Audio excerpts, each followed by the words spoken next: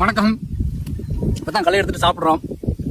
நிறைய பேர் நினைப்பாங்க, என்னப்பா இவனுக்கு இந்த தேவையில்லாத வேலை, என் கூட வேலை பார்த்தவங்களாம் நினைப்பாங்க. என்ன நினைப்பாங்க அப்படின்னா, ஏசி ரூமு, லேப்டாப்பு, ரிப்போர்ட்டிங் பண்ணுறதுக்கு ஒரு 60-70 பேர். இப்போ அழகாக மேனேஜர் வேலையை பார்த்துட்டு போக முடியாது, நல்ல சம்பளம். எதுக்கு இந்த வெயிலில் இப்படி களை எடுத்துட்டு இந்த செகதிக்குள்ளே அப்படின்னு என் கூட வேலை பார்த்தவர்கள் எனக்கு கீழே வேலை பார்த்தவங்களாம் நினைப்பாங்க. ஆனாலும் எனக்கு தோணுச்சு, ஒரு 13 வருடங்கள் ஒரே இடத்துல வேலை பார்த்துட்டோம்.